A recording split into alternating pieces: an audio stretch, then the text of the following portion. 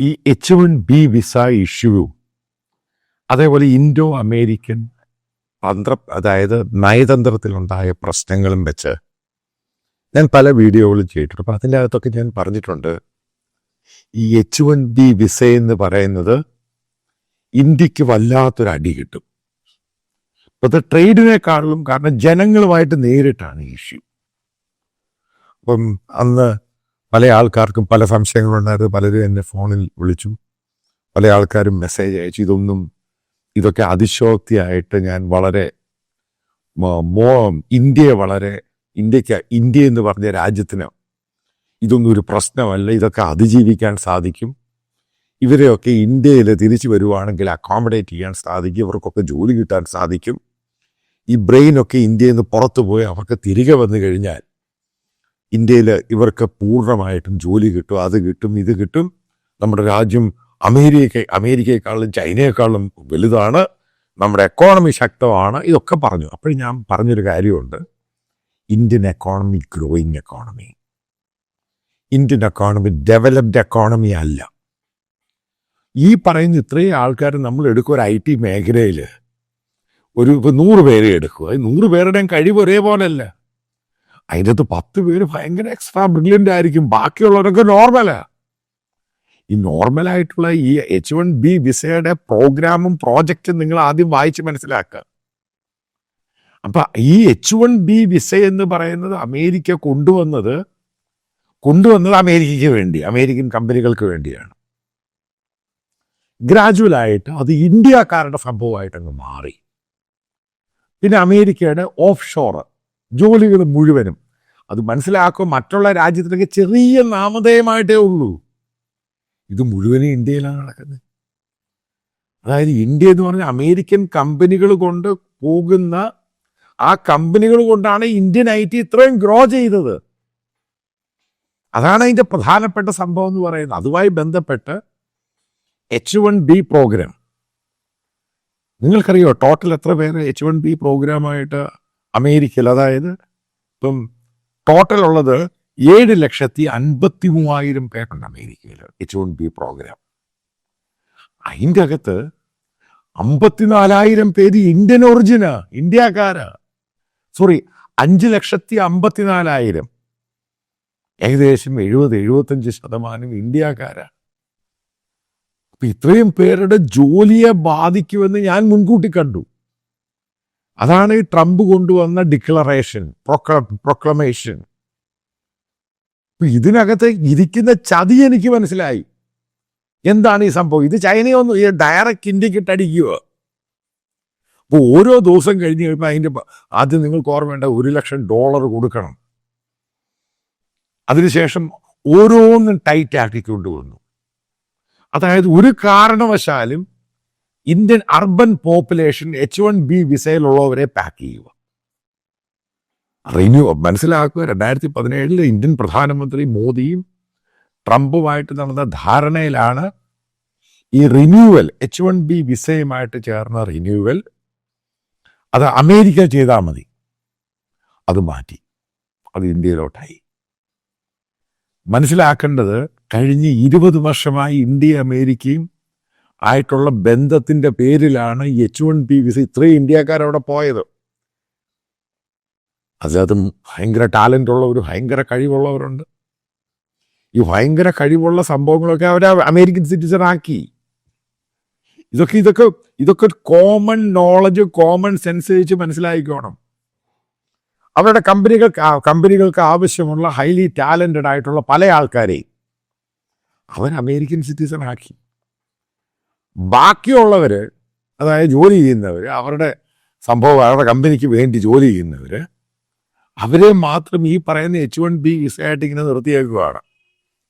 ഇതാണ് അതിൻ്റെ പ്രാധാന്യം എന്ന് പറയുന്നത്. അവിടെയാണ് അടി കിട്ടിയത്.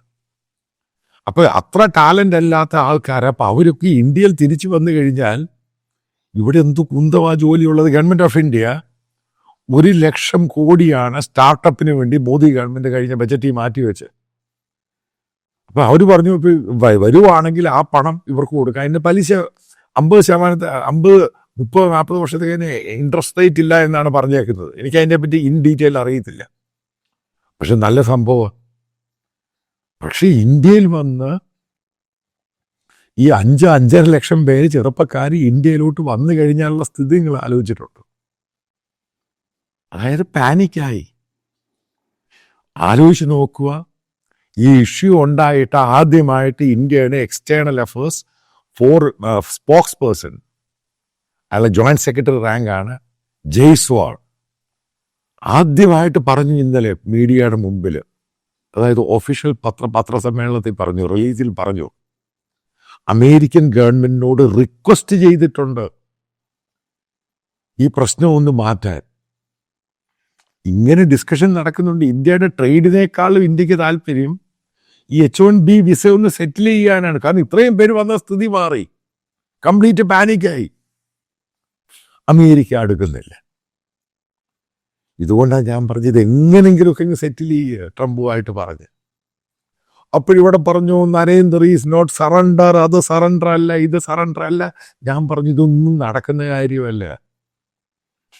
ഇന്ത്യക്കൊന്നും അമേരിക്കയെ ചലഞ്ച് ചെയ്യാനുള്ള കേപ്പബിലിറ്റി ഇല്ല. കാരണം ആ രാജ്യത്തിൻ്റെ എക്കോണമി എത്ര സംഭവം നിങ്ങൾക്കറിയാം. അടുത്ത സമയത്ത് അമേരിക്കയുടെ ഫൈനൽ ക്വാർട്ടർ, ഈ വർഷത്തെ അവസാനത്തെ ക്വാർട്ടറിൻ്റെ അകത്ത് റിസൾട്ട് വന്നു, എക്കോണമി ഡബിൾ. അത് എലോൺ മസ്ക് പറഞ്ഞ പോലെ സംഭവിച്ചു. ഇന്ത്യക്കാർ പറഞ്ഞു ഇപ്പോഴമേരിക്കൻ എക്കോണമി തകരും. കേരളത്തിലെ മറ്റു പല ബുദ്ധിജീവികൾ പറഞ്ഞു അമേരിക്കൻ എക്കോണമി തകരും, കാരണം ടാരിഫ്. ഈ പുല്ലൊന്നും അവരെ ബാധിച്ചില്ല. ഇതാണ് ഇൻട്രസ്റ്റിംഗ്. അതായത് അമേരിക്കയുടെ സ്പെൻഡിങ് പവർ കൂടി, ഡോളർ സ്ട്രെങ്തൻ ചെയ്തു, ഇന്ത്യൻ കറൻസി വീക്കായി. അപ്പൊ ഈ പറഞ്ഞതൊക്കെ മുഴുവനും ബേസ്ലെസ്സാ, ചുമ്മാ അടിച്ചു വിടുന്ന.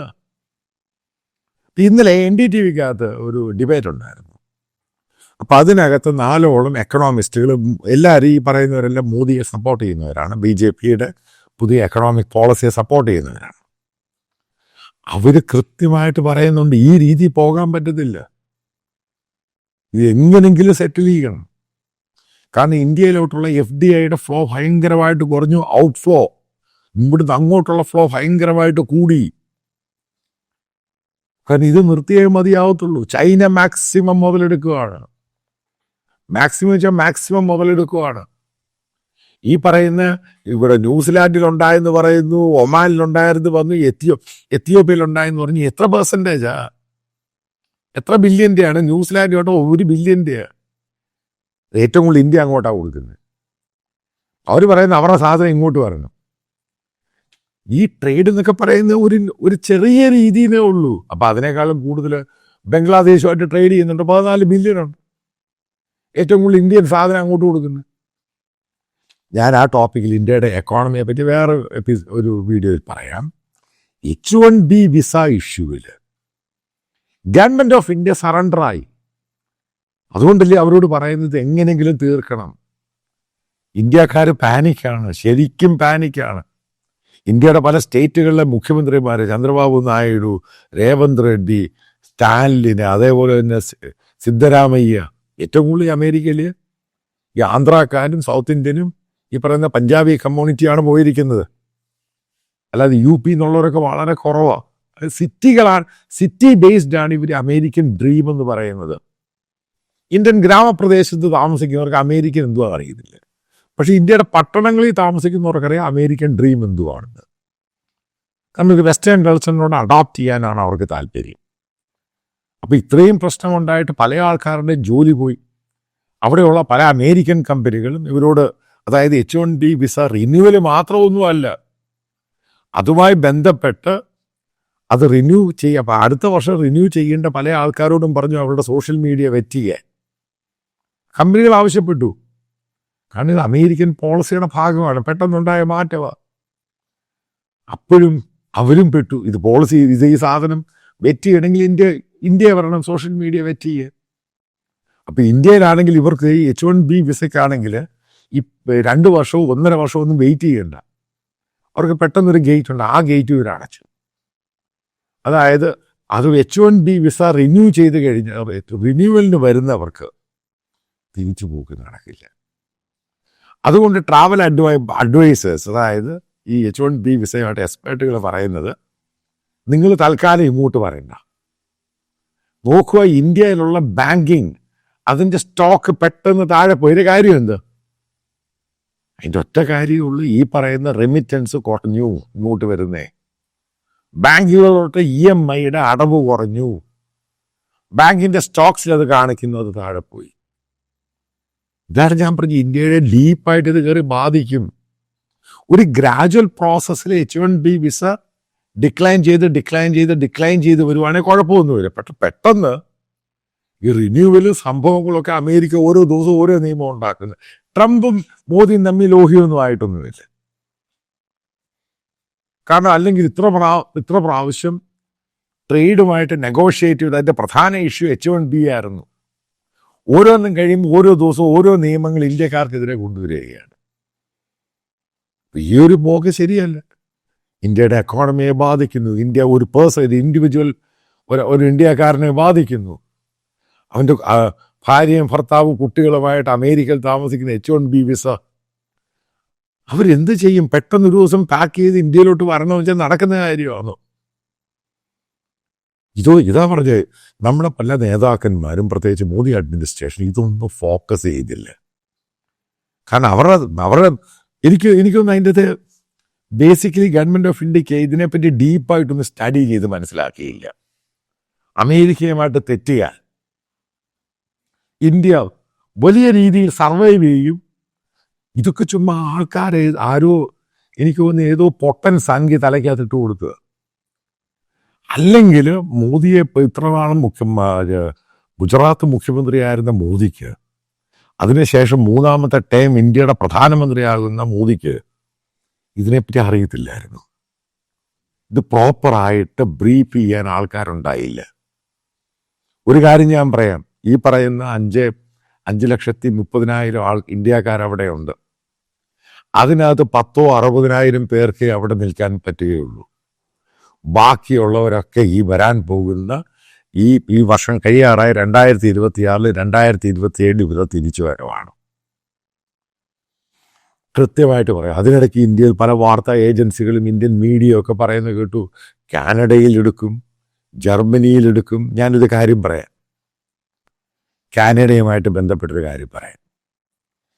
കഴിഞ്ഞ ഓരോ ആഴ്ച കൊണ്ട് 400ഓളം പേരെയാണ് കാനഡ അവിടുന്ന് ഡീപ്പോർട്ട് ചെയ്യുന്നത്, ഇറക്കി വിടുക. അതിനകത്ത് ഏറ്റവും കൂടുതലുള്ള ഇന്ത്യക്കാരൻ. അവിടെയാണ് ഈ പറയുന്ന പത്രങ്ങളും ഗവൺമെൻറ്റിൻ്റെ പല മീഡിയ സോഴ്സുകളും പറഞ്ഞ കാനഡ ഇപ്പോൾ ഓപ്പൺ ചെയ്തു, H1B അങ്ങോട്ട് പോകുക, ജർമ്മനി ഓപ്പൺ ചെയ്തു, അങ്ങോട്ട് പോകുക. ഇതൊക്കെ മിഥ്യാധാരണ, ഇത് സ്വപ്നങ്ങളിലാണ് ഇതൊക്കെ. ഈ രാജ്യങ്ങളെല്ലാം അവർക്ക് കൃത്യമായിട്ട് അറിയാം, അവർക്ക് ഈ പറയുന്ന ആൾക്കാരെ കൊണ്ട്, ഇമിഗ്രൻസിനെ കൊണ്ട് മുന്നോട്ട് പോകാൻ വലിയ പാടാണ്. കാരണം അവിടെയും തൊഴിലില്ലായ്മ കൂടി. അവർക്ക് പിന്നെ മറ്റൊരു സംഭവമുണ്ട്, ഏയുടെ ഒരു വരവുണ്ട്, ആർട്ടിഫിഷ്യൽ ഇൻ്റലിജൻസ്. അത് ഇന്നുള്ള പല ജോലികളും ഇല്ലാതാക്കും ഗ്ലോബലി. പിന്നെ H1B വിസാക്കാരൻ വന്നിട്ട് എന്ത് ചെയ്യണം? അതായത് IT മേഖലയിൽ തന്നെ ഇത് 10-60% ജോലി ഇല്ലാതാകും പൂർണ്ണമായിട്ടും. അപ്പം ഈ മാൻ പവർ വെച്ചുള്ള ഈ പരിപാടികളൊക്കെ വളരെ അങ്ങ് കുറഞ്ഞു പോകും. ഏറ്റവും ടാലൻ്റ് ആയിട്ടവർക്ക് മാത്രമേ ഈ പറയുന്ന IT ഫീൽഡിലും മറ്റ് പല ഫീൽഡിലും നിൽക്കാൻ പറ്റുകയുള്ളൂ. ഒരു സംഭവം കൂടെ പറയാം. എൻ്റെ സുഹൃത്ത് പറഞ്ഞാണ്, കാനഡയിൽ സ്റ്റാർബക്സിലെങ്ങാണ്ട് കോഫി കുടിക്കാൻ പോയി അതിൻ്റെ അത് ജോലി ചെയ്യുന്നില്ല 4-5 ഇന്ത്യക്കാരൻ. അയാളെങ്ങാണ്ട് അവിടുന്ന് ഒരാളെ വിളിച്ച് പറഞ്ഞു, അതിൻ്റെ അകത്ത് കയ്യോടെ അതിൻ്റെ 2-3 പേരെ 4 ദിവസം കഴിഞ്ഞ് ഡീപ്പോർട്ട് ചെയ്തവൻ. സ്റ്റുഡൻസാ, അവിടെ പഠനം കഴിഞ്ഞിട്ട് അവിടെ ജോലി ചെയ്യാൻ നിന്ന്. അത്രമാത്രം ഇന്ത്യക്കാരോട് വെറുപ്പും വിദ്വേഷവും ഉണ്ടാകുന്നു ഈ രാജ്യങ്ങൾക്കൊക്കെ. അതൊരു ചെറിയ കാര്യമായിട്ട് കാണരുത്. അപ്പം നമ്മൾ ഡിപ്ലോമസിക്കകത്തുണ്ടായ പാളിച്ചയാണ്. ഇന്ത്യ അമേരിക്ക ബന്ധം എന്ന് പറയുന്ന സംഭവമാണ്. മെക്സിക്കോ 50% നമുക്കെതിരെ ടാരിഫ് വന്ന് നമ്മൾ എന്തോ ചെയ്യുമെന്ന് പറഞ്ഞു, എന്ത് കൂട്ടം ചെയ്തു. ഇപ്പം അടുത്തത് കാനഡ ഉണ്ടാകാൻ പോവുകയാണ്. ഇത് പറയാൻ പോകുന്നൊരു കാര്യം, അമേരിക്ക പറഞ്ഞാൽ കേൾക്കുന്ന രാജ്യങ്ങളാണ് ഇതൊക്കെ. അല്ലാതെ ഈ രാജ്യങ്ങളൊക്കെ അമേരിക്ക പറഞ്ഞാലേ കേൾക്കുകയുള്ളൂ. അമേരിക്ക പറഞ്ഞാൽ കേൾക്കും. അമേരിക്ക ഈ രാജ്യങ്ങളിൽ ടാരിഫ് എന്നൊക്കെ പറഞ്ഞ് വരട്ടുന്നേ ഉള്ളൂ. കാരണം ഈ രാജ്യങ്ങളിൽ വലിയ ടാരിഫൊന്നും അമേരിക്ക ചുമത്തത്തില്ല. കാരണം അത് ഒരു കുറച്ച് സമയത്തേക്കേ ഉള്ളൂ, പിന്നെ ഇവരുമായിട്ടെങ്കിൽ ലോഹ്യമാവും. കാരണം അമേരിക്ക ഡിപ്പെൻഡ് ചെയ്ത് കഴിയുന്ന രാജ്യങ്ങളാണ് ഈ മെക്സിക്കോയും കാനഡയും. അവരുടെ ട്രേഡ് ആണെങ്കിലും ജോലിയാണെങ്കിലും എല്ലാം. ഈ മെക്സിക്കോക്കാർ നാളെ പിന്മാറിക്കഴിഞ്ഞാൽ അമേരിക്കൻ ഫാമുകളിൽ, അതായത് അമേരിക്കൻ കൃഷി, അവിടെ പിന്നെ ജോലി ചെയ്യാൻ ആളില്ല. അധികം പേര് ഇല്ലീഗലായിട്ടാണ് ജോലി, അമേരിക്കൻ ഗവൺമെന്റിനും അറിയാം.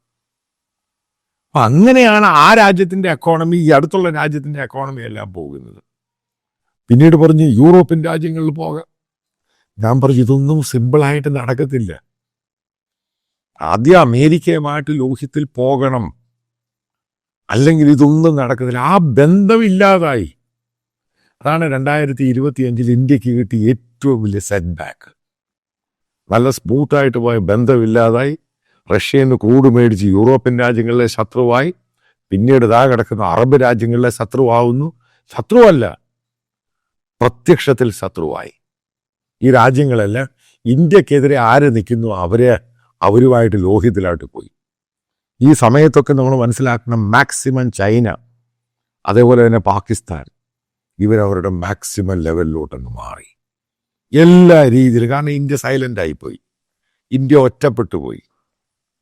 ഉറപ്പായിട്ട് ഇന്ത്യൻ പ്രധാനമന്ത്രി വിശ്വഗുരു എന്ന് പറഞ്ഞവര് വിശ്വ വിക്ടിം ആ രീതിയിലോട്ടാക്കി മാറ്റി. അപ്പൊ ആരുടെയാണ് പാളിച്ച ഉണ്ടായത്? അതാണ് ബെഞ്ചമിൻ നെതന്യാഹുവിൻ്റെ ഒരു വാക്കുണ്ട്. അയാളെ പോയി കണ്ടു കഴിഞ്ഞപ്പോൾ അയാൾ പറഞ്ഞൊരു കാര്യമുണ്ട്, ട്രംപിനെ എങ്ങനെ ഡീല് ചെയ്യണം എന്ന് പഠിച്ചോണം. അല്ല ട്രംപ് പറയുന്ന പോലെ റിട്ടാലിയേറ്റ് ചെയ്ത് അയാളെ ഡീൽ ചെയ്ത് അയാൾ രണ്ടും കൽപ്പിച്ച് നിൽക്കുന്ന ഒരാളാണ്. അയാൾക്ക് മേളിൽ ആകാശം താഴെ ഭൂമി എന്നും പറഞ്ഞു പോകുന്ന ഒരാളാണ്. കാരണം അമേരിക്കൻ പ്രസിഡന്റ്, അമേരിക്ക എന്ന് പറഞ്ഞ രാജ്യത്തിന് അതിപ്പം ഏത് രാജ്യത്തോട് ചെയ്താലും അവർക്കൊരു കുന്തം സംഭവിക്കാനില്ല. ചൈനയ്ക്ക് മാത്രമാണ് കുറച്ച് റെസിസ്റ്റ് ചെയ്യാൻ പറ്റുന്നത്. പക്ഷെ ഒരു പരിധി കഴിഞ്ഞാൽ ചൈനയും പോയി കാലം പിടിക്കും. കാരണം ചൈനീസ് എക്കോണമി വല്ലാതെ കയറിയങ്ങ് ബാധിക്കും. ഇതാണ് തന്ത്രപരമായ നീക്കങ്ങൾ എന്ന് പറയുന്നത്. ഏറ്റവും കൂടുതൽ അഫക്റ്റഡ് ആണ് ഇന്ത്യയുടെ മിഡിൽ ക്ലാസ്. ഇപ്പോഴും ഇന്ത്യ എക്സ്പോർട്ട് ചെയ്യുന്നൊരു കാര്യം മനസ്സിലാക്കണം, മറ്റുള്ള രാജ്യങ്ങൾ ത്രൂ ആണ് ഇപ്പം അമേരിക്കയിലോട്ട് സാധനങ്ങൾ പോകുന്നത്. അതിനും ഒരു പരിമിതിയുണ്ട്. കാരണം ആ രാജ്യങ്ങൾ പറയും ഒരു കാര്യം ഇപ്പം എക്സ്പോർട്ട് ചെയ്യുവാണ്, അവിടെ വന്നിട്ട് റീറൂട്ട് ചെയ്യുകയാണ്, റീപാക്കിങ് റീറൂട്ടും ചെയ്യുന്നു. ആ രാജ്യങ്ങൾ പറയാം അന്നൊരു കാര്യം ചെയ്യാൻ അതിൻ്റെ 50% ആ ഫാക്ടറി അങ്ങോട്ട് ഫ്രീ സോണിലോട്ട് മാറ്റാൻ പറയും. അപ്പം ഇവിടുന്ന് ജോലി അങ്ങോട്ടങ്ങ് മാറും, അവിടെയുള്ളവർക്ക് ജോലി കിട്ടും. അപ്പോൾ ഇവിടെ കിട്ടേണ്ട വലിയൊരു ടാക്സ് അങ്ങ് കട്ട് ചെയ്ത് പോകും. അതുപോലെ അമേരിക്കയായിട്ട് ട്രേഡ് ഡെഫിസിറ്റ് വലിയ രീതിയിൽ വോളിയുമായിട്ട് വീണ്ടും വരികയും ചെയ്യും. അതുകൊണ്ടാണ് ഞാൻ പറയുന്നത്, അതായത് ഇന്ത്യ എന്ന് പറഞ്ഞ മഹാരാജ്യത്തെ പറ്റി ഞാൻ വളരെ കൺസേൺഡാണ് എല്ലാ തലങ്ങളിലും. അതായത് ഗ്ലോബലായിട്ട് പോകേണ്ട, ആ സ്റ്റേബിളായിട്ട് പോയി അത് എല്ലാ രാജ്യങ്ങൾക്കും താല്പര്യം ഉണ്ടായി മുന്നോട്ട് പോകേണ്ട ഒരു രാജ്യമാണ് ഇന്ത്യ. ഇന്ത്യൻ പ്രധാനമന്ത്രി 60ഓളം രാജ്യങ്ങളിലാണ് സന്ദർശിച്ചത് കഴിഞ്ഞ 11 വർഷമായിട്ട്. നോക്കുക, കഴിഞ്ഞ 9 മാസം കൊണ്ട് ഇന്ത്യൻ പ്രധാനമന്ത്രി ഏതൊക്കെ രാജ്യത്ത് പോയി എന്നുള്ളത് നിങ്ങൾ എടുത്ത് നോക്കുക. എവിടൊക്കെ ട്രംപ് വരുന്ന ഇന്ത്യൻ പ്രധാനമന്ത്രി പോകാറില്ല. അതിനിടയ്ക്ക് SCOയിൽ പോയത് അത് നമുക്ക് പറ്റിയ ഏറ്റവും വലിയ അബദ്ധമായിപ്പോയി. ഇന്ത്യൻ പ്രധാനമന്ത്രി പോകേണ്ട ആവശ്യമില്ലായിരുന്നു, ഇന്ത്യൻ വിദേശകാര്യമന്ത്രി പോയാൽ മതിയായിരുന്നു. എന്നിട്ട് ചൈന നമുക്ക് അനുകൂലമായോ? ഇല്ല. ഈ പറയുന്ന മറ്റുള്ള രാജ്യങ്ങൾ അനുകൂലമായോ? ഇല്ല. ഏഷ്യൻ കൺട്രീസ് നമുക്ക് അനുകൂലമായോ? ഇല്ല. അപ്പം എന്തുവാ നമ്മൾ ആകെ ഉണ്ടാക്കിയ ടോട്ടാലിറ്റി എന്ന് പറയുന്നത്? എന്തുവാ? അല്ല, നമ്മൾ സ്റ്റഡി ചെയ്ത് നോക്കേണ്ട വിഷയമാണ്. എവിടെയാണ് നമുക്ക് പറ്റിയത്, അബദ്ധം പറ്റിയത്? എവിടെ പോയി ഇന്ത്യക്ക് വേണ്ടി പ്രധാനമന്ത്രി മോദിക്ക് വേണ്ടി വലിയ സ്തുതിപാഠകരുണ്ടായിരുന്നു അമേരിക്കയിൽ. ആയിരക്കണക്കിന് ഇന്ത്യക്കാർ, H1Bക്കാർ, മറ്റുള്ളവരാ. ഇന്ന് അവർ മിണ്ടാട്ടമില്ല. ഞാൻ പറയാൻ പോകുന്നത്, തെറ്റുകൾ നമ്മൾ തിരുത്തണം. ഈ അമേരിക്കയുമായിട്ട് ബന്ധത്തിൽ തന്നെ പോകണം. അവർ സാമ്പത്തികമായിട്ടും സൈനികപരമായിട്ടും മുന്നിൽ നിൽക്കുന്ന രാജ്യമാണ്. ആ ഒരു രീതിയിൽ ഇപ്പോഴാ റിലേഷൻഷിപ്പ് പഴയ പോലെ ആക്കിയെടുക്കണം. എവിടെയാണ് പാളിച്ചയുണ്ടായ തിരുത്തണം. അതായത് പല ഇന്ത്യക്കാർക്കും ഇപ്പോഴാണ് പിടികിട്ടിയത്, അമേരിക്ക കളിച്ചാൽ പണി തരും. ആ പണി ഇപ്പം നമുക്ക് കിട്ടിക്കൊണ്ടിരിക്കുക പല തലങ്ങളിലും. ഇപ്പം ഈ രീതി വേണോ അതോ പഴയ രീതിയിൽ പോകണോ? അതിന് 2024 ഇന്ത്യ ഗവൺമെൻറ്റാണ് തീരുമാനിക്കുന്നത്. എൻ്റെ അഭിപ്രായത്തിൽ എനിക്ക് കിട്ടിയ സൂചനകൾ അനുസരിച്ച്, അതായത് ഇന്ത്യ ഗവൺമെൻറ് ഉദ്ദേശിക്കുന്ന ഫെബ്രുവരിയിൽ ട്രംപ് ഇന്ത്യ സന്ദർശിക്കുമെന്ന് എനിക്ക് തോന്നുന്നില്ല വരുമെന്ന്. കാരണം ട്രംപിന് ഇവിടെ ക്രിസ്ത്യൻസിനെതിരെയുള്ള അറ്റാക്കും മറ്റുള്ള പല ഇഷ്യൂവും കൊണ്ട് ഈ പറയുന്ന പോലെ മോദിയുമായിട്ട് നല്ല ബന്ധത്തിൽ പോകാൻ താല്പര്യമില്ല. അത് ഉറപ്പായിട്ടും ഇന്ത്യൻ എക്കോണമിയെയും ഇന്ത്യയുടെ ഗ്ലോബലായിട്ടുള്ള പെർസെപ്ഷനെയും 100% ബാധിക്കും. 100 അല്ല, ചിലപ്പോൾ 1000% ബാധിക്കും. അതിൽ നിന്നും മാറാനുള്ള തന്ത്രങ്ങളാണ് ഇന്ത്യയുടെ നയതന്ത്രത്തിൽ ഏറ്റവും ആവശ്യമുള്ളത്.